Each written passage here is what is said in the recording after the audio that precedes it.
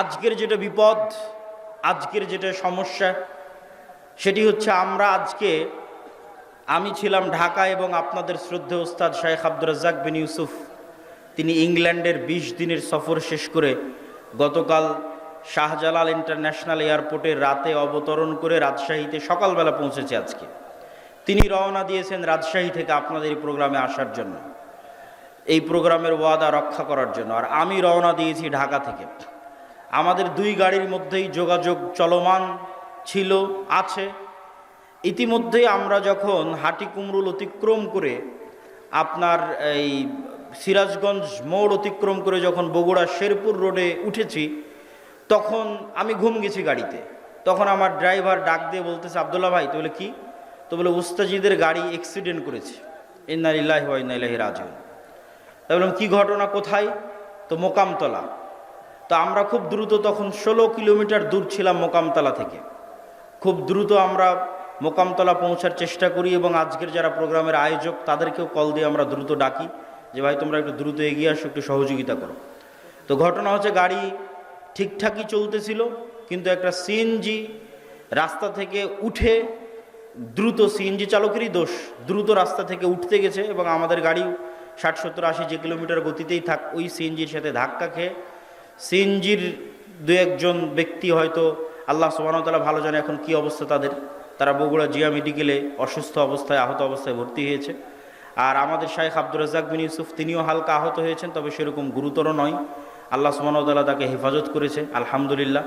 তবে আমরা তাকে সাথে সাথেই আমার যে গাড়ি ছিল সেই গাড়িতে করে আমরা তাকে ব্যাক পাঠিয়ে দিই এবং আমি সিএনজিতে করে, আমাদের একটা গাড়ি এখন যেটা অ্যাক্সিডেন্ট অবস্থায় আছে সেটা ট্রাকে করে রাজশাহী নিয়ে যাওয়ার চেষ্টা হচ্ছে। আর আমি মোকামতলা থেকে সিএনজিতে করে আপনাদের এই প্রোগ্রামে অংশগ্রহণ করার জন্য এসেছি। আল্লাহ সুবহানাহু ওয়া তাআলা তৌফিক দিয়েছে। কিন্তু বিপদ কেন আসে, আল্লাহ সুবহানাহু ওয়া তাআলার পক্ষ থেকে কি জন্য আসে, আল্লাহ সুবহানাহু ওয়া তাআলা ভালো জানে। কিন্তু বিপদ দিয়ে আলোচনা শুরু করার পিছনের কারণ হচ্ছে আজকের একটা কারণ, এবং আজকের প্রোগ্রামের যে আয়োজক তার জন্য আল্লাহ সুবহানাহু ওয়া তাআলার কাছে দোয়া করি যে আজকের প্রোগ্রামের যে আয়োজক, এই ছেলেটা অসুস্থ থাকে সবসময়, ঢাকা মেডিকেলে গিয়ে ভর্তি হয়, তার টাকা পয়সারও সমস্যা থাকে। আল্লাহ সুবহানাহু ওয়া তাআলা তাকেও সুস্থতা দান করুক।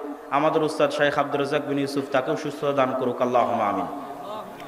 জিয়াউর রহমানের সাথে দেখা হতে আমি বললাম যে তোমার প্রোগ্রামের ভাগ্য, তাকদীরে আল্লাহ সুবহানাহু ওয়া তাআলা কি লিখে রেখেছে যে এবারও এত চেষ্টা করার পরও তোমার প্রোগ্রামের সেই ভাগ্যের উন্নয়ন লক্ষ্য করা গেল না। আল্লাহ সুবহানাহু ওয়া তাআলা হয়তো চাইনি, এর মধ্যেই হয়তো আল্লাহ সুবহানাহু ওয়া তাআলা কোনো কল্যাণ লিখে রেখেছেন, আল্লাহ সুবহানাহু ওয়া তাআলা ভালো জানে। তবে অনেক মানুষ যারা ভালো হওয়ার পরেও, যারা আল্লাহর দ্বীন মেনে চলার পরেও বিপদগ্রস্ত থাকে, কষ্টে থাকে, দুঃখে থাকে, তাদের সান্ত্বনা কোথায়? সে বুঝতে পারে না যে আল্লাহ সুবহানাহু তাআলা আমাকে কোন পাপের শাস্তি দিচ্ছেন, না আল্লাহ সুবহানাহু তাআলা আমাকে পরীক্ষা করছেন। এই যে বিপদ আপদ, সমস্যা, প্রবলেম, এটির সাথে একজন মুমিনের আচরণ কি হওয়া উচিত? এই বিপদ আপদ বিষয়ে আল্লাহ সুবহানাহু তাআলা পবিত্র কোরআন মাজিদে বলেছেন যে তিনি প্রত্যেক মুমিনকে লানাবলুয়ান্নাকুম বিশাইইম মিনাল খাউফি ওয়াল জু'i, পরীক্ষা করে থাকেন ভীতি দিয়ে, ক্ষুধা দিয়ে, ওয়া নাকসিম মিনাল আমওয়াল, টাকা পয়সার ক্ষতি দিয়ে, ওয়াল আনফুস, মৃত্যু দিয়ে, ওয়াস সামারাত, ফল ফলাদি ফসলাদি ধ্বংস হয়ে যাওয়ার মাধ্যমে, ওয়াবাশশিরিস সাবিরিন, আর তোমরা ধৈর্যশীলদেরকে সুসংবাদ দাও। ইন্নাল্লাহা মা'আস সাবিরিন, নিশ্চয় আল্লাহ সুবহানাহু তাআলা ধৈর্যশীলদের সাথে আছেন। ধৈর্য, সবর কাকে বলে? গ্রামে গাইবান্ধা, রংপুরে মুরগিকে টোপা দিয়ে যে ঘিরে রাখা হয়, এই টোপা দিয়ে ঘিরে রাখাকে আরবিতে বলা হয় সবর। সাধারণত কোনো মুরগি যখন অপবিত্র জিনিস খায় মানুষের পেশাব পায়খানা ভক্ষণ করে, তখন ওই মুরগির পবিত্রতা, খাওয়ার পবিত্রতা তৈরি করার জন্য 3 দিন টোপা দিয়ে বেঁধে রেখে সেখানে ভালো খাবার দিতে হয়। সেই ভালো খাবার খেতে খেতে মুরগির শরীর পবিত্র হলে আবার সেটিকে জবাই করে হালাল খাদ্য হিসেবে খাওয়া যাবে।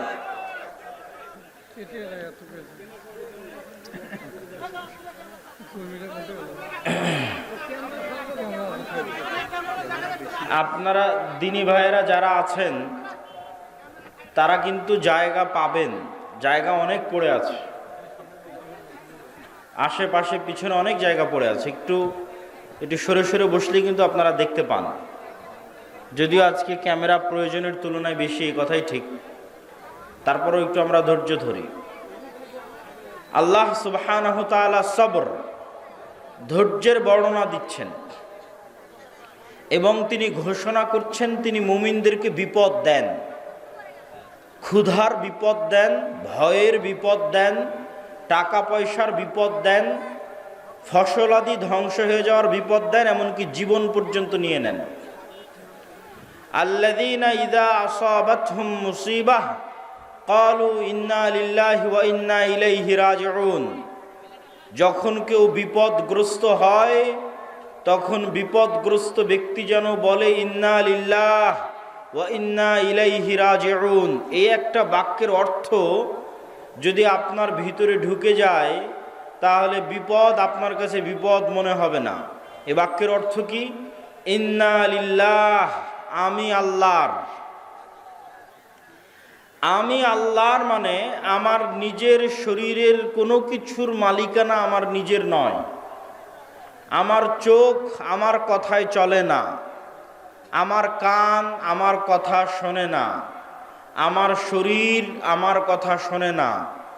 আমি শরীরকে বলবো যে আজকে আমি হাফ কেজি মিষ্টি খাবো, তবুও তুমি সুগার লেভেল বাড়াবা না, আমার এ আদেশ শরীর শুনবে না। শরীরকে আল্লাহ যেভাবে তৈরি করেছে তাতে যেভাবে মিষ্টি দিলে রক্তে যেভাবে সুগার বাড়ার কথা ওটাই হবে, আমার আদেশে কমবেও না বাড়বেও না।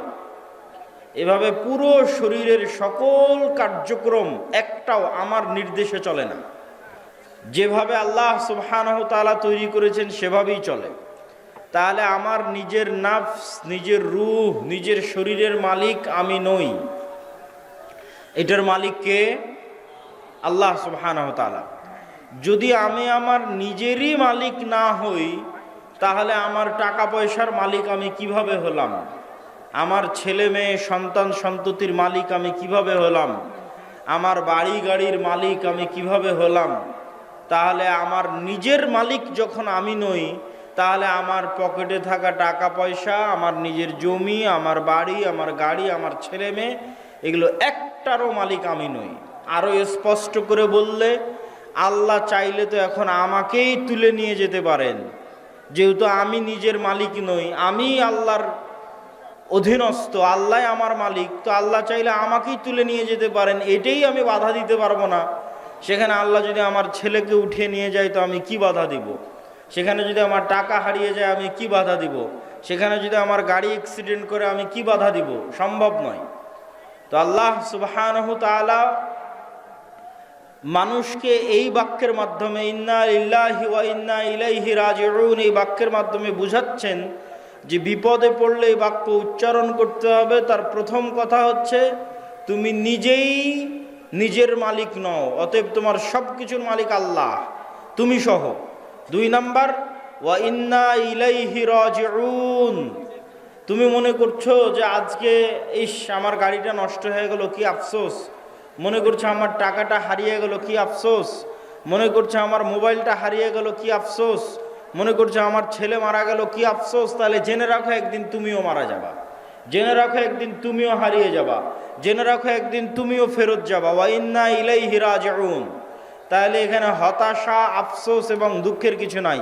কেন? তোমার সময়ই তো ক্ষণস্থায়ী, তুমিই চলে যেতে পারতে, তুমিই হারিয়ে যেতে পারতে, তুমিই নষ্ট হয়ে যেতে পারতে, এটা তোমার ভাগ্যে আছে। ওয়া ইন্না ইলাইহি রাজিউন, যেতে হবে তোমাকে।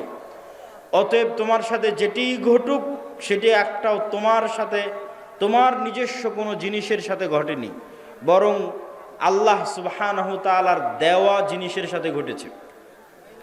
ওয়ামিম্মা রাযাকনাহুম ইউনফিকুন, আল্লাহ যখন মানুষকে টাকা পয়সার কথা বলেছেন তখনও বলেছেন যে এই টাকা পয়সা আমি দিয়েছি, এই রিজিক তোমরা উপার্জন করোনি, আমি দিয়েছি।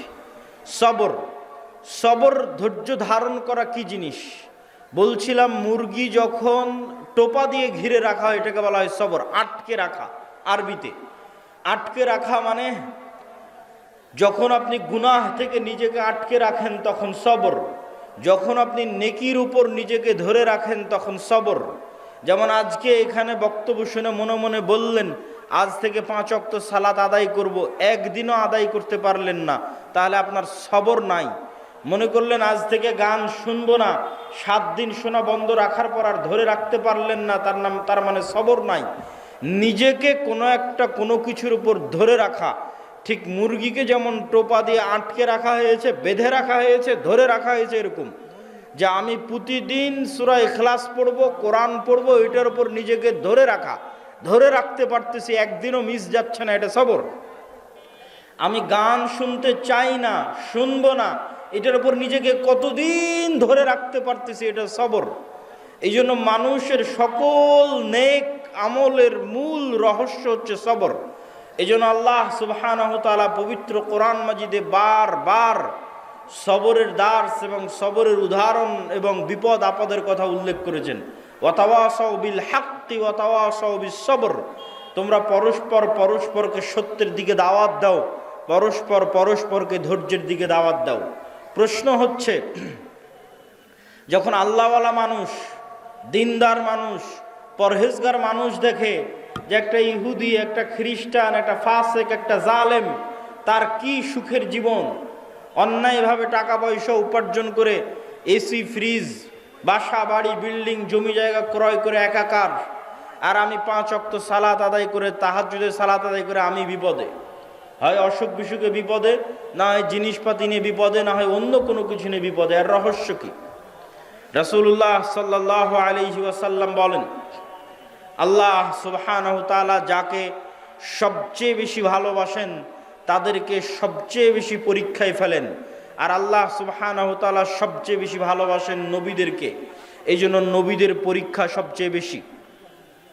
2 জন নবীর সাথে যদি আপনি আপনাকে মিলান, তাহলে আপনার কোনো বিপদ, পৃথিবীর কোনো বিপদ আর আপনার কাছে বিপদ মনে হবে না যদি শুধু 2 জন নবীর সাথে আপনি আপনাকে মিলান। তার একজন নবী ইউসুফ আলাইহিস সালাতু ওয়াস সালাম, আর একজন নবী মুহাম্মদ সাল্লাল্লাহু আলাইহি ওয়াসাল্লাম। ইউসুফ আলাইহিস সালাতু ওয়াস সালাম নিজে নবী, তার পিতা ইয়াকুব আলাইহিস সালাতু ওয়াস সালাম নবী, তার দাদা ইসহাক আলাইহিস সালাতু ওয়াস সালাম নবী, তার পরদাদা ইব্রাহিম আলাইহিস সালাতু ওয়াস সালাম নবী। তাহলে এতগুলো নবীর সন্তান হওয়ার পরেও, এত তাকওয়াবান পরহেজগার হওয়ার পরেও তিনি ভাইদের ষড়যন্ত্রে কুয়ায় নিক্ষিপ্ত হচ্ছেন অসহায় অবস্থায়। কি অপরাধ, কোন পাপের শাস্তি যে ইউসুফকে কুয়ায় নিক্ষিপ্ত হতে হবে? কুয়া থেকে উদ্ধার হয়ে বাজারে বিক্রি হয়ে যাচ্ছেন, কি অপরাধ, কোন পাপের শাস্তি যে ইউসুফকে আজ বাজারে বিক্রি হতে হবে নবীর সন্তান হওয়ার পরেও? শুধু কি বাজারে বিক্রি, মানুষের বাড়িতে কৃতদাস হিসেবে, কাজের লোক হিসেবে কাজ করে খাচ্ছেন, অথচ নবী, তার পিতা নবী জীবিত আছে, তার পিতা তার জন্য দোয়া করতেছে। কোন পাপের অপরাধ, কোন পাপের শাস্তিতে ইউসুফ আলাইহিস সালাতু ওয়াস সালাম মানুষের বাড়িতে কাজ করে খাচ্ছেন? ইউসুফ আলাইহিস সালাতু ওয়াস সালাম মানুষের বাড়িতে কাজ করছেন, ঠিক আছে, তারপরে মিথ্যা অপবাদ তার উপর আরোপিত হলো। মিথ্যা অপবাদ আরোপিত হওয়ার পর জেলখানায় গেলেন, জেলখানায় বিনা অপরাধে বিনা বিচারে জেল খাটলেন 7 বছর। এরকম কোনো একটা মানুষের জীবনে এই ঘটনাগুলো একত্রিত হওয়া, যে আপনি নিজেকে নিজের সাথে তুলনা করে দেখেন যে আপনার ভাইয়েরা আপনার বিরুদ্ধে ষড়যন্ত্র করে ছোটবেলাতে আপনাকে হত্যা করতে চেয়েছে, এরকম আপনার সাথে হয়েছে কিনা? 2 নম্বর, আপনি মানুষের বাড়িতে কৃতদাস হিসেবে কাজ করেছেন কিনা, আপনি মানুষের বাড়ির কাজের লোক কিনা? 3 নম্বর, আপনার উপর মিথ্যা অপবাদ দেওয়া হয়েছে কিনা? 4 নম্বর, আপনি বিনা অপরাধে বিনা বিচারে 7 বছরের বেশি জেল খেটেছেন কিনা? একসাথে এতগুলো ঘটনা আপনার জীবনে ঘটেছে কিনা? নবী নাম্বার 2 মুহাম্মদ সাল্লাল্লাহু আলাইহি ওয়াসাল্লাম। মুহাম্মদ সাল্লাল্লাহু আলাইহি ওয়াসাল্লাম দাওয়াতি জীবনে কি বাধা বিপত্তির সম্মুখীন হয়েছে সেটা তো আমরা বহু শুনেছি, কিন্তু ব্যক্তিগত জীবনে তিনি এতিম অবস্থায় পৃথিবীতে এসেছেন এবং অল্প কিছুদিন পরেই তার মাও দুনিয়া থেকে বিদায় নিয়েছে। এমন কেউ যার সাথে রাসূল সাল্লাল্লাহু আলাইহি ওয়াসাল্লামের জীবনে যা ঘটেছে তা হুবহু ঘটবে বা তার কাছাকাছি ঘটবে এরকম মানুষ পৃথিবীতে খুঁজে পাওয়া কঠিন। সেটা কি এক, যে আপনার পিতা ছোটবেলায় মারা গেছে, আপনার মাও ছোটবেলায় মারা গেছে, আপনি পিতা মাতার আদর স্নেহ ছাড়াই বড় হয়েছেন, সবগুলো আপনার জীবনে মিলে কেনা দেখেন। কারো কারো জীবনে মিলতে পারে একটা, যে হ্যাঁ বাপ মারা গেছে কিন্তু মা বেঁচে ছিল। কারো জীবনে মিলতে পারে মা মরে গেছে বাপ বেঁচে ছিল। খুব কম মানুষের জীবনে মিলবে যে না ওর মাও ছোটবেলায় মরে গেছে বাপও মরে গেছে, খুব কম। তাও যদি মিলে তাহলে ঠিক আছে। আপনি তারপরে দাদা মারা গেল, তারপরে হচ্ছে আপনি যেই স্ত্রীকে বিবাহ করেছেন, যেই স্ত্রী আপনার সবচেয়ে আদরের, সবচেয়ে বিশ্বস্ত, সবচেয়ে কাছের, সেই স্ত্রী আপনার জীবদ্দশায় মারা গেল। শুধু কি স্ত্রী, আল্লাহ সুবহানাহু ওয়া তাআলা আপনাকে যতগুলো সন্তান দিয়েছিলেন প্রত্যেক সন্তানকে আপনি নিজে হাতে কবরে ঢুকিয়ে আসতেছেন। শুধু তাই নয়, ছোটবেলায় মারা যাওয়া সন্তান নয়, বড় হওয়া বিবাহিত সন্তান, বড় হওয়া বিবাহিত দুই কন্যাকে রাসূল সাল্লাল্লাহু আলাইহি ওয়াসাল্লাম নিজে হাতে কবরে দিয়েছেন। ছোট ছোট ছেলেকে তো কবরে দিয়েছেন। শুধু ফাতেমা ছাড়া রাসূল সাল্লাল্লাহু আলাইহি ওয়াসাল্লামের আর কোনো সন্তান জীবিত থাকেনি। তাহলে আপনি কল্পনা করেন, একই সাথে ছোটবেলায় আপনার পিতা মাতা মারা গেছে, একই সাথে আপনার স্ত্রী মারা গেছে, একই সাথে আপনার সব ছেলে মেয়ে মারা গেছে, তাদেরকে আপনি কবরে দিয়েছেন। এই রকম একই সাথে এতগুলো ঘটনা আপনার জীবনে ঘটবে, মিলবে, এটা খুব কঠিন, অসম্ভব।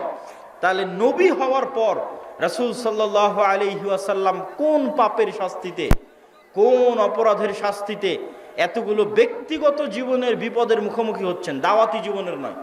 দাওয়াতি জীবনের ঘটনা তো আরো লম্বা। শিয়াবে আবি তালেবে যখন তার চাচাকে সহ 3 বছর যখন ঘিরে রাখা হলো, গৃহবন্দী রাখা হলো, যখন খাবারের কোনো কিছু ছিল না, যখন তায়েফের ময়দানে মারা হলো, আঘাত করা হলো, যখন বদর উহুদে হত্যা করার চেষ্টা করা হলো, যখন মক্কায় হত্যার চেষ্টা হলো, অসংখ্য দাওয়াতি জীবনে বাধা রাসূল সাল্লাল্লাহু আলাইহি ওয়াসাল্লামের, সেগুলোতে আমরা গেলাম না। সম্মানিত উপস্থিতি, শুধু এই দুই নবীর জীবনীর সাথে যদি আপনি আপনার নিজের জীবনকে মিলান, তাহলে আপনার জীবনে আর কোনো কষ্ট, কোনো দুঃখ, কোনো বিপদ, কোনো সমস্যা আর বিপদ আর দুঃখ আর কষ্ট বলে মনে হবে না। আসলেই আল্লাহ সুবহানাহু ওয়া তাআলা যাদেরকে ভালোবাসেন তাদেরকে আল্লাহ সুবহানাহু ওয়া তাআলা পরীক্ষা করতে চান। কেন পরীক্ষা করতে চান? রাসূল সাল্লাল্লাহু আলাইহি ওয়াসাল্লাম বলেন, মা মিন মুসলিমিন, এমন কোনো মুসলমান যে বিপদগ্রস্ত হয়। কেমন বিপদগ্রস্ত? যে তার পায়ে একটা কাঁটাও যদি ফুটে, তার পায়ে যদি একটা কাঁটাও ফুটে, শুধু তাই না, সে যদি ন্যূনতম দুশ্চিন্তার মধ্যেও থাকে, হাম্মিন ও হুজনিন, যদি ন্যূনতম দুশ্চিন্তার মধ্যেও থাকে, তাহলে এই কাঁটা ফুটার মাধ্যমে, এই দুশ্চিন্তার মাধ্যমে আল্লাহ সুবহানাহু ওয়া তাআলা তার গুনাহকে ক্ষমা করে দেন। আল্লাহু আকবার। এবং বিপদ বাড়তে বাড়তে বাড়তে বাড়তে এমন অবস্থায় সে দুনিয়া থেকে বিদায় নেয় যখন তার উপরে আর কোনো গুনাহই নাই, সকল গুনাহ দুনিয়াতেই মিটে গেছে। তো বিপদ মানুষের জীবনে আসতেই পারে, মুসিবাহ মানুষের জীবনে আসতেই পারে, সমস্যা মানুষের জীবনে আসতেই পারে, কিন্তু ধৈর্য ধারণ করা হচ্ছে একজন মুমিনের পরিচয়। শুধু ধৈর্য নয়, ধৈর্যেরও উপরের একটা স্তর আছে, তার নাম রেজা, সন্তুষ্টি। এই সন্তুষ্টির স্তরে খুব মজবুত ঈমান ছাড়া মানুষের পক্ষে পৌঁছা সম্ভব নয়। ধৈর্যের স্তরে মানুষ পৌঁছতে পারে, কিন্তু রেজা, সন্তুষ্টির স্তরে মানুষের পক্ষে পৌঁছা কঠিন। সন্তুষ্টি কি? সন্তুষ্টি হচ্ছে আল্লাহ সুবহানাহু ওয়া তাআলা আমার জন্য যে সিদ্ধান্ত নিয়েছেন, এই সিদ্ধান্তের উপর আমি খুশি, এই সিদ্ধান্তের উপর আমি খুশি। একদা এক মহিলা রাসূল সাল্লাল্লাহু আলাইহি ওয়াসাল্লামের কাছে আসলেন, তিনি মৃগী রোগে আক্রান্ত। আল্লাহর নবীকে তিনি বললেন, আল্লাহর নবী, আপনি আমার জন্য দোয়া করে দেন যেন আল্লাহ সুবহানাহু ওয়া তাআলা আমার মৃগী রোগ ভালো করে দেয়। রাসূল সাল্লাল্লাহু আলাইহি ওয়াসাল্লাম তাকে বলেন, ইন শি'তি সাবারতি ফালাকিল জান্নাহ, তুমি যদি চাও তাহলে তোমার যে মৃগী রোগ হয়েছে এই রোগের উপর সন্তুষ্ট থাকো, আর আল্লাহ তোমার জন্য জান্নাত দিবে। আর যদি চাও আমি তোমার মৃগী রোগ ভালো হওয়ার জন্য আল্লাহর কাছে দোয়া করে দিতে পারি। রাসূল সাল্লাল্লাহু আলাইহি ওয়াসাল্লাম একটা রোগের উপর চিকিৎসা না নিয়ে সন্তুষ্ট থাকতে বলতেছেন জান্নাতের বিনিময়ে। তখন ওই মহিলা মানুষ বলছে, ঠিক আছে, আমাকে আল্লাহ যে অসুখ দিয়েছে এই অসুখের উপর আমি সন্তুষ্ট থাকতে চাই, তবে আপনি এতটুকু দোয়া করেন যেন আমার কাপড় চোপড় খুলে না যায়। মৃগী রোগে আক্রান্ত হলে, ব্রেন ঠিক না থাকলে কাপড় চোপড় খুলে যায়, কাপড় চোপড় যেন আমি খুলে না ফেলি, সেই দোয়াটুকু আপনি করে দিয়েন। আর আল্লাহ আমাকে যে অসুস্থতা দিয়েছে এই অসুস্থতার উপর আমি রাজি, সন্তুষ্ট, খুশি। তো রেজার স্তর হচ্ছে সর্বোচ্চ স্তর, যে সর্বোচ্চ স্তরে আল্লাহ মানুষের সাথে যে ফায়সালা করে, আল্লাহ আপনার সাথে যা ঘটতেছে এটা আল্লাহর ফায়সালাই ঘটতেছে, আল্লাহর ইচ্ছায় ঘটতেছে, আল্লাহর অনুমতিতে ঘটতেছে। তো আপনার জীবনে যা ঘটতেছে এই ফায়সালার উপর যখন আপনি সন্তুষ্ট থাকেন, তথা ওই অবস্থাতেও আপনি আলহামদুলিল্লাহ বলতে পারেন। ধৈর্য মানুষ ধরে, একটু দুঃখ পাওয়ার পর, একটু কষ্ট পাওয়ার পর, একটু দুশ্চিন্তা করার পর, টেনশন করার পর রেজা যে অবস্থায় আছে ওই অবস্থার উপর আল্লাহ সুবহানাহু ওয়া তাআলার সিদ্ধান্তের উপর খুশি হওয়া, মনে কোনো প্রভাব, কোনো দাগ না কাটা, সর্বোচ্চ স্তরের তাওহীদ ছাড়া এটা সম্ভব নয়। সর্বোচ্চ স্তরের তাওহীদ দিয়ে মানুষ বিনা হিসাবে জান্নাতে যাবে। সেই বিনা হিসাবে যারা জান্নাতে যাবে ওই রকম লেভেলের মানুষের পক্ষে সম্ভব যে আল্লাহ সুবহানাহু ওয়া তাআলা তার সাথে যে সিদ্ধান্ত গ্রহণ করবেন সেই সিদ্ধান্তের উপর সে রাজি খুশি থাকবে।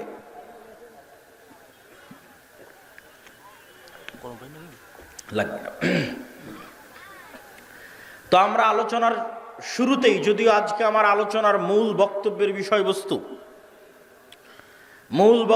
বিষয়বস্তু মুসলিম উম্মার অধঃপতন এবং সে অধঃপতন থেকে মুক্তির উপায়, তবে পরিবেশ পরিস্থিতির পরিপ্রেক্ষিতে আলোচনার শুরুটা করলাম বিপদ এবং ধৈর্য ধারণ দিয়ে। এবং বিপদের উদাহরণে ইউসুফ আলাইহিস সালাতু ওয়াস সালাম এবং মুহাম্মদ সাল্লাল্লাহু আলাইহি ওয়াসাল্লাম এবং আরেকজন নবী আইয়ুব আলাইহিস সালাতু ওয়াস সালাম, তাদের উদাহরণ পৃথিবীতে চিরস্মরণীয়। শুধু তাই নয়, আরেকটি হাদিস রাসূল সাল্লাল্লাহু আলাইহি ওয়াসাল্লামের শুনে এই পয়েন্ট আমরা শেষ করব। রাসূল সাল্লাল্লাহু আলাইহি ওয়াসাল্লাম বলছেন, আল্লাহ সুবহানাহু তাআলা যাকে ভালোবাসেন তাকে দুনিয়া দেন, বিষয়টা এমন নয়।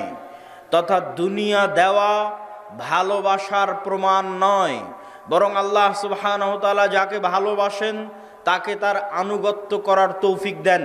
তাহলে আজকে শাখাহাতি, বালুয়া, গোবিন্দগঞ্জ, মহিমাগঞ্জে কেউ কোটি টাকার মালিক হয়ে গেল, তার মানে তার উপর আল্লাহর দয়া আছে, এটি ভুল ধারণা। শাখাহাতি, বালুয়া, মহিমাগঞ্জ, গোবিন্দগঞ্জ, গাইবান্ধায় কেউ বিশাল বাড়ি করে নিল, কেউ খুব আরামে আছে, আয়েশে আছে, দুবাই ঘুরছে, কারো বাড়িতে এসি ফ্রিজ আছে, তার মানে তার উপর আল্লাহর দয়া আছে, আল্লাহ তাকে ভালোবেসে এগুলো দিয়েছে। এটা ভুল ধারণা। ভালোবাসা বুঝতে হলে কি দেখতে হবে? আল্লাহ তাকে আনুগত্য করার তৌফিক দেয় কিনা। সকালে যখন ফজরের আজান দিবে তখন জানালা খুলে দেখবেন যে একদল মানুষ, অল্প সংখ্যক মানুষ গুটি গুটি পায়ে মসজিদের দিকে এগিয়ে যাচ্ছে। ওই যে ফজরের সালাত যাকে আল্লাহ জামাতে পড়ার তৌফিক দিয়েছে, ওই মানুষকে আল্লাহ ভালোবাসে, বলেন আল্লাহু আকবার। আর আল্লাহ সুবহানাহু ওয়া তাআলা আপনাকে ভালোবাসেন কিনা, আপনাকে যে শাস্তি দিচ্ছেন এটা আপনি কি দিয়ে বুঝবেন? দেখবেন আপনি গুনাহে লিপ্ত আছেন, এটাই শাস্তি। এর চেয়ে বড় শাস্তি পৃথিবীতে আর হয় না।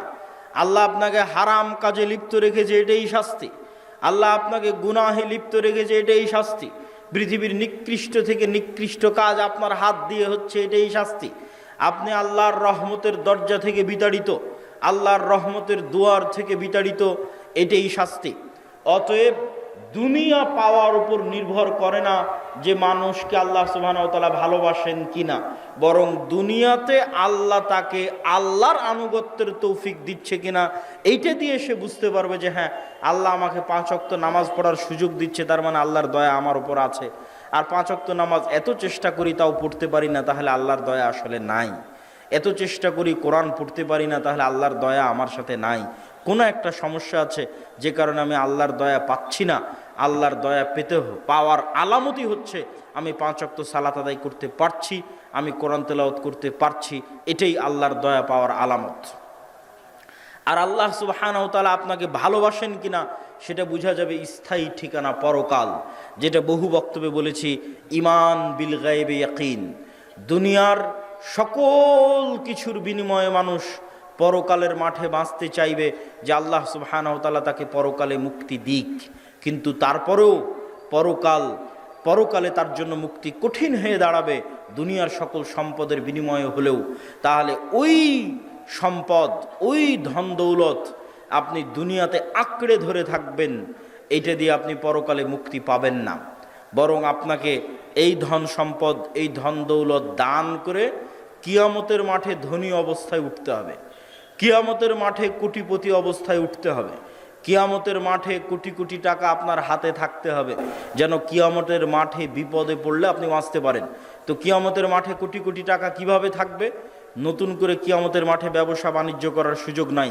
যা ব্যবসা বাণিজ্য দুনিয়াতেই করে, দুনিয়াতেই সেই টাকা আল্লাহর অ্যাকাউন্টে জমা দিয়ে কিয়ামতের মাঠে কোটিপতি অবস্থায় উঠতে হবে। তাহলে দুনিয়ার কেস কোর্ট কাচারি মামলা মোকদ্দমায় যেমন টাকার জরিমানা দিয়ে বাঁচা যায়, কিয়ামতের মাঠে আল্লাহর দরবারে যে মামলা মোকদ্দমা হবে, কেস জরিমানা হবে, ওখানে আপনি যে কোটি টাকার মালিক হবেন, ওই টাকা দিয়ে তখন আপনি ওই মামলা মোকদ্দমাগুলো খালাস করাতে পারবেন আপনার টাকার জোরে, টাকার ক্ষমতায়। এই জন্য ইবাদতের জগতে যতগুলো পাওয়ারফুল শক্তিশালী ইবাদত আছে তার মধ্যে একটি হচ্ছে টাকা। আল্লাহ সুবহানাহু ওয়া তাআলা জান্নাত বিক্রি করে দিতে চেয়েছেন দুটো জিনিসের কাছে। সালাত আদায় করে আপনি গ্যারেন্টি দিতে পারবেন না, নিশ্চিত শতভাগ গ্যারেন্টি দিতে পারবেন না যে না আমি জান্নাত আমার হয়েই গেছে। কেন পারবেন না? আপনি গ্যারেন্টি দিতে পারবেন না যে আমার সালাত ফরজ হওয়ার পর থেকে এক ওয়াক্ত সালাতও মিস দেইনি, এই কারণে পারবেন না।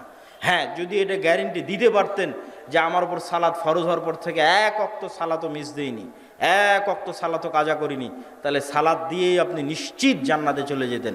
কিন্তু আপনি নিজেই গ্যারেন্টি দিতে পারবেন না যে কই আমি সালাতে কোনোদিন অবহেলা করিনি। আপনি নিজেই গ্যারেন্টি দিতে পারবেন না যে আমি কোনোদিন গুনাহ করিনি, আমি নিষ্পাপ। যেহেতু আপনি গ্যারেন্টি দিতে পারবেন না, ফলত আপনি আল্লাহর দয়ার মুখাপেক্ষী যে আল্লাহ 5 ওয়াক্ত সালাত ঠিক মতো আদায় করতে পারিনি, গুনাহ অনেক করে ফেলেছি, ক্ষমা করে দাও, নাহলে জান্নাত যেতে পারবো না। আল্লাহর দয়ার মুখাপেক্ষী। কিন্তু দুটো ইবাদত এমন আছে যে দুটো ইবাদতে আপনি নিশ্চিত চ্যালেঞ্জ দিয়ে বলতে পারবেন হ্যাঁ জান্নাত আমার হয়েছে, হবেই, যাবো ইনশাআল্লাহ। সেই দুটো ইবাদতের একটা হচ্ছে আল্লাহর রাস্তায় জিহাদ করে জীবন দিয়ে দেওয়া, নিজের নফস যেটা আল্লাহ আপনাকে দিয়েছে, যেটা আপনার সবচেয়ে প্রিয় সম্পদ, ওইটা হাতে করে নিয়ে আল্লাহর রাস্তায় জিহাদে বের হলেন, যুদ্ধ করে শহীদ হয়ে গেলেন, আল্লাহর রাস্তায় জীবন দিয়ে দিলেন। এই শহীদের রক্তের ফোঁটা মাটিতে পড়ার আগে ওর কত গুনাহ আছে, আর ওর কত ইবাদতে কমতি আছে, আর কত কি আছে, সব কিছু আল্লাহ সুবহানাহু ওয়া তাআলা ক্ষমা করে দিবে। এবং সে তার কাছে জান্নাত বিক্রি হয়ে গেছে তার নফসের বিনিময়ে। আর একজনের কাছে জান্নাত বিক্রি হয়ে যাবে, সে হচ্ছে যে টাকা দিয়ে জান্নাত কিনতে পারবে। টাকা দিয়ে কেমনে জান্নাত কিনবে? দুনিয়াতেই অসংখ্য ইবাদতের কমতির আপনি পূরণ দিতে পারবেন টাকা দিয়ে। দুনিয়াতে আপনি অসংখ্য গুনাহের কাফফারা দিতে পারবেন টাকা দিয়ে। হজ করতে গেছেন, জামারায় পাথর নিক্ষেপ মিস হয়ে গেছে, কোনো একটা ইবাদতে কমতি চলে এসেছে হজের মধ্যে, আপনাকে মুআল্লিম বলবে টাকা দেন, টাকা দিয়ে খাসি দুম্বা কিনি, আপনার নামে দম দিলে ইবাদতের এই কমতিটা পূরণ হয়ে যাবে।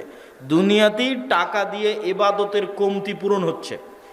রমজান মাস আসতেছে, দিনের বেলায় স্ত্রীর সাথে সাংসারিক জীবনে গেছেন, কবিরা গুনাহ করে ফেলেছেন, আল্লাহ বলছেন গোলাম আজাদ করো, গোলাম আজাদ করতে টাকা লাগবে, গোলাম আজাদ করার টাকা নাই, 60 জন মিসকিনকে খাওয়াও, 60 জন মিসকিনকে খাওয়াতে টাকা লাগবে। তাহলে দুনিয়াতেই টাকা দিয়ে আপনার গুনাহের কাফফারা হয়ে যাচ্ছে, ইবাদতের কমতির ব্যাকআপ হয়ে যাচ্ছে। তাহলে আপনি যত ইবাদতের কমতি আপনার আছে, যত গুনাহ আপনার আছে, আর যত পাওনাদার মানুষ আছে, সবগুলো ব্যাকআপ দেওয়া যাবে কিয়ামতের মাঠে যদি আপনি কোটিপতি হন। টাকা দিয়ে ব্যাকআপ দেওয়া যাবে, কিন্তু সেই টাকা দুনিয়াতেই অর্জন করে এখানে বসে থেকেই পরকালের অ্যাকাউন্টে, আল্লাহ সুবহানাহু ওয়া তাআলার অ্যাকাউন্টে জমা করে যেতে হবে। মুসলমানদের সবচেয়ে বড় হতাশার জায়গা হচ্ছে মুসলমানেরা অর্থনীতি, টাকা পয়সাকে গুরুত্ব কম দেয়। হ্যাঁ, আগের আলোচনা, বিপদ আপদের আলোচনায় এটি আমরা স্পষ্ট করেছি যে কেউ টাকার মালিক হবে মানেই সে দয়াপ্রাপ্ত, বিষয়টি এমন নয়। কে দয়াপ্রাপ্ত? যাকে আল্লাহ তার ইবাদতের সুযোগ দেয়। তাহলে দুটোই যদি মিলে যায়, তাহলে ওর চেয়ে বড় দয়াপ্রাপ্ত আর কে? এটাই রাসূল সাল্লাল্লাহু আলাইহি ওয়াসাল্লাম বলেছেন। যে দুই শ্রেণীর মানুষের সাথে তোমরা ঈর্ষা করতে পারবা, যেই দুই শ্রেণীর এক শ্রেণী হচ্ছে এত ব্যতিক্রম যে সাধারণত এই দুইটা একসাথে মিলে না, একত্রিত হয় না। সেটা কি? যাকে আল্লাহ টাকারও মালিক করেছে, কোটি কোটি টাকার মালিক করেছে। খুব ব্যতিক্রম যে কোটি কোটি টাকার মালিক দুবাই গিয়ে মদের বারে, জুয়ার বারে আড্ডা না দিয়ে, নারী মদ জুয়া নিয়ে ফুর্তি না করে ওর কোটি কোটি টাকা আল্লাহর রাস্তায় দান করবে। এই দুইটা মিলে যাওয়া, হবে কোটি কোটি টাকার মালিক, আবার সেই কোটি কোটি টাকা ব্যয় করবে আল্লাহর রাস্তায়। এই তৌফিক পাওয়া, এটা পৃথিবীর সবচেয়ে ব্যতিক্রম মানুষ, যাদেরকে আল্লাহ স্পেশাল ভালোবাসে, দাউদ আর সুলাইমানের মতো, যে কোটি কোটি টাকার মালিক, কিন্তু সেই কোটি কোটি টাকা আল্লাহর নাফরমানিতে ব্যয় হয় না, আল্লাহর আনুগত্যে ব্যয় হয়। তাহলে নিশ্চিত জেনে রাখেন ওর উপর আল্লাহর দয়া আছে, ওর উপর আল্লাহর খাস রহমত আছে, বিশেষ রহমত আছে, যে কোটি টাকার মালিক আবার সেই টাকা আল্লাহর রাস্তায় ব্যয় করার তৌফিক পেয়েছে, দাউদ আর সুলাইমান আলাইহিমাস সালাতু ওয়াস সালামের মতো। সম্মানিত উপস্থিতি, টাকা পয়সার গুরুত্ব যেমন দুনিয়াতে আছে, টাকা পয়সা আছে। গোলামি থেকে মুক্তির জন্য অর্থনৈতিক মুক্তি ছাড়া অন্য রাস্তা পাওয়া খুব কঠিন। অর্থনৈতিক মুক্তি লাগবেই, এটা আমি আপনি যতটুকু ভালো বুঝি, আমার এবং আপনার চেয়ে মুহাম্মদ সাল্লাল্লাহু আলাইহি ওয়াসাল্লাম ভালো বুঝতেন। মুহাম্মদ সাল্লাল্লাহু আলাইহি ওয়াসাল্লাম যখন মক্কা থেকে হিজরত করে মদিনায় গেলেন, তখন দেখলেন মদিনার আনসারেরা কৃষক, আর মদিনার সকল ব্যবসা বাণিজ্যের মালিক হচ্ছে ইহুদিরা, আর মদিনা রাষ্ট্রের প্রধানমন্ত্রী করে দেওয়া হয়েছে রাসূল সাল্লাল্লাহু আলাইহি সাল্লামকে। তাহলে টাকা ছাড়া প্রধানমন্ত্রী হয়ে দেশ চালানো যাবে না, টাকার মালিক থাকবে ইহুদি, আর আমি প্রধানমন্ত্রী, তো নাম কাওয়াস্তে প্রধানমন্ত্রী, ঢাল নাই তলোয়ার নাই নিধিরাম সর্দার। টাকার মালিকও মুসলমানদের হতে হবে, তাহলে রাষ্ট্র চলবে। আল্লাহর নবী বললেন, মহাজির যারা আমার সাথে এসেছে সব ব্যবসায়ী, সবার রক্তে ব্যবসা আছে। আল্লাহর নবী নিজেও ব্যবসায়ী, কেননা মক্কার কুরাইশরা ব্যবসায়ী। আল্লাহর নবী আনসারদের বললেন, তোমাদের সম্পত্তির অর্ধেক অর্ধেক, 3 ভাগের 1 ভাগ, 3 ভাগের 2 ভাগ, যে যেভাবে পারো মহাজিরদের দিয়ে দাও, মহাজিরেরা ব্যবসা শুরু করবে। মহাজিরদের ব্যবসার জন্য যখন অর্থ দিতে বলা হলো, আনসারীরা রাজি হয়ে গেল। ওসমান ইবনে আফফান, আব্দুর রহমান ইবনে আউফ, জুবাইর ইবনুল আওয়াম, এই 3 জন সাহাবী আল্লাহর নবীর জীবদ্দশাতেই কোটি কোটি টাকার মালিক হয়ে গেছে ব্যবসা করে। মদিনায় গিয়ে রাসূল সাল্লাল্লাহু আলাইহি সাল্লামের জীবদ্দশাতেই আল্লাহর নবী যেখানে মসজিদে নববী করেছেন, ওখানে বির রুমা নামে একটা কুয়া ছিল, যে কুয়াতে মুসলমানদেরকে ওযু করতে হতো। ওই কুয়ার মালিক ছিল ইহুদি। রাসূল সাল্লাল্লাহু আলাইহি সাল্লাম বললেন, কে এই কুয়া কিনে দিবে জান্নাতে একটি ঝর্ণার বিনিময়ে? ওসমান ইবনে আফফান বললেন, আল্লাহর নবী, আমি জান্নাতে একটা ঝর্ণার বিনিময়ে এই কুয়া আপনাকে কিনে দিচ্ছি। তিনি সেই কুয়া কিনে দিলেন। রাসূল সাল্লাল্লাহু আলাইহি ওয়াসাল্লামের আত্মমর্যাদা রক্ষা হলো। না হলে ইহুদির কাছে গিয়ে অনুরোধ করতে হতো, ভাই তুমি এই কুয়ার মালিক, মুসলমানরা ওযু করবে, একটু ওযু করতে দাও। এটাই গোলামি। আপনি রাসূল সাল্লাল্লাহু আলাইহি সাল্লামের বদরের যুদ্ধ দেখেন, বদরের যুদ্ধ দেখলে মনে হবে এটি একটি ধর্মীয় যুদ্ধ, অবশ্যই ধর্মীয় যুদ্ধ, কিন্তু এখানে অর্থনৈতিক একটা বড় কারণ আছে। এইদিকে যদি কিবলা হয়, তাহলে এইটা ধরতে হবে মক্কা, এইটা ধরতে হবে মদিনা, ওইটা ধরতে হবে সিরিয়া। এই সমুদ্রের পাশ দিয়ে ব্যবসায়িক বিজনেস রুট। আল্লাহর নবী যখন মদিনায় গেছে, মদিনায় গিয়ে ব্যবসায়িক রুট বন্ধ করে দিয়েছে। আবু সুফিয়ান আটকা পড়ে গেছে, মক্কায় ফিরে আসতে পারে না। তখন দূত মারফত আবু জাহালকে বলে পাঠিয়েছে যে মুহাম্মদ সাল্লাল্লাহু আলাইহি ওয়াসাল্লামের সাহাবীরা বিজনেস রুট বন্ধ করে দিয়েছে, তাড়াতাড়ি এসে আমাদের উদ্ধার করো। তখন আবু জাহাল মক্কা থেকে 1000 সেনাবাহিনী নিয়ে রওনা দিয়ে বদরে গিয়ে যুদ্ধ করেছে। বদর মদিনা থেকে 300 কিলোমিটার দূরে সমুদ্রের দিকে, যে সমুদ্র হচ্ছে ব্যবসায়িক রাস্তা।